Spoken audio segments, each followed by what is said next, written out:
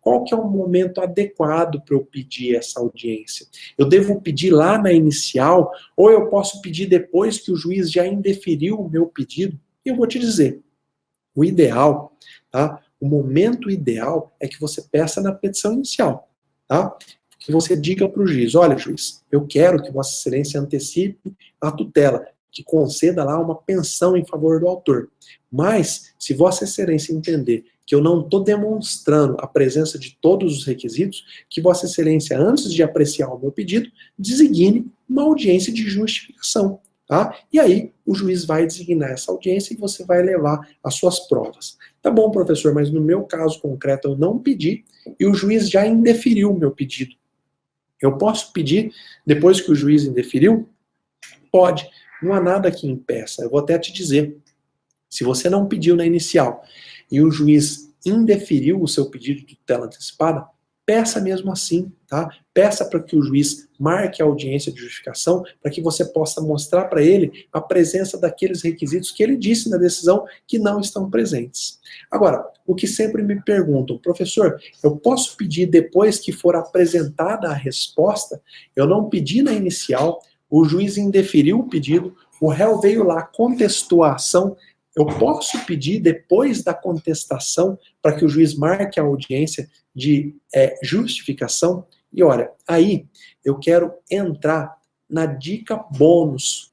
Vamos imaginar que você pediu lá na inicial uma antecipação de tutela, você não pediu audiência, e o juiz indeferiu o seu pedido, falou, olha, não está demonstrada a probabilidade do seu cliente ter razão. Você não tinha pedido audiência de justificação. E aí, o processo tomou seu curso normal, o réu apresentou a contestação, e agora? Você descobriu agora que existe essa audiência, que você não tinha pedido lá atrás. Você pode pedir, você deve pedir, qual que é a melhor alternativa? Essa é a dica bônus que eu quero te dar na aula de hoje. Mas para isso, eu preciso falar com você um pouquinho da doutrina. Você sabe quais são as fases em que um processo civil ele acaba sendo dividido? A doutrina divide o processo civil em algumas fases. A primeira fase é a fase postulatória, a fase em que o autor apresenta a inicial e pede, a fase em que o réu apresenta a contestação e pede. Essa é a fase postulatória. Depois vem a fase de saneamento, é a segunda fase de um processo. É a fase onde o juiz resolve todas as questões pendentes, onde o juiz fixa os pontos controvertidos, fala de quem que é a atribuição probatória. Essa é a segunda fase, a fase de saneamento. A terceira fase é a fase probatória. É onde o juiz ouve testemunha, é onde se produz prova pericial, onde são produzidas todas as provas. Então, vamos recapitular. Primeiro, fase postulatória, que compreende a inicial e contestação. Depois, fase de saneamento, que compreende o ato do juiz que limpa, que resolve as questões processuais.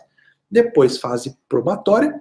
E depois, a fase decisória, a fase da sentença. Então, por que eu estou te explicando essas fases do processo? Para que você tenha bem claro o seguinte, se o seu processo já passou da fase postulatória, é hora de você esquecer a realização de audiência de justificação. É hora de você se concentrar na fase probatória. Por que você vai pedir para o juiz designar uma audiência de justificação se o próximo ato do juiz já é designar a audiência em si, a audiência de instrução do processo? Então, se o seu processo já saiu da fase postulatória, já teve a contestação, a impugnação à contestação, você não vai pedir audiência de justificação. Você vai aguardar com toda tranquilidade a fase de instrução, a oitiva das testemunhas. E eu sei que você está pensando que às vezes, professor, vai demorar muito, o meu cliente não pode esperar, eu preciso que o juiz antecipe a audiência de instrução. Talvez seja o caso da produção antecipada de prova, que nós não vamos entrar em detalhes, mas como regra, se já passou o prazo da contestação, eu te indico a não pedir a audiência de justificação.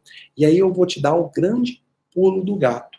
Você vai produzir lá na audiência de instrução a melhor prova que você possa produzir. Você vai levar as suas testemunhas vão fortalecer todos os argumentos, e aí, com aquela prova que for produzida na audiência de instrução, você vai formular um novo pedido de antecipação de tutela. Lembra que você pediu na inicial, o juiz indeferiu. O juiz falou, olha, não está demonstrada a probabilidade do direito do autor. E aí veio a audiência de instrução, e aí sim, você produziu prova oral e você vai mostrar para o juiz que aquelas provas que acabaram de ser produzidas, elas demonstram sim a probabilidade do direito do seu cliente. Imagine então, o réu apresentou contestação, você está lá naquela ânsia de provar através de justificação que o réu foi o culpado pelo acidente. Você vai segurar e vai provar lá na audiência de instrução. Você vai, no final da audiência de instrução, você vai pedir a palavra e vai reformular ali, no calor dos fatos, o seu pedido de antecipação de tutela.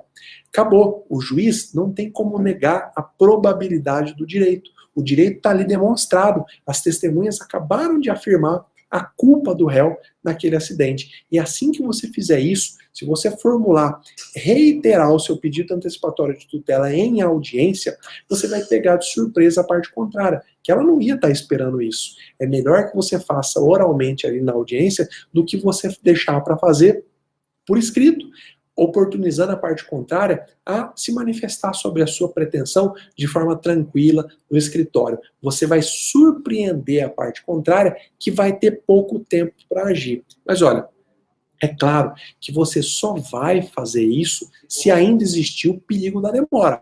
Se você conseguiu, seu cliente conseguiu sobreviver até a audiência de instrução e não tem mais aquela situação de perigo, não tem por que você reiterar o pedido antecipatório de tutela.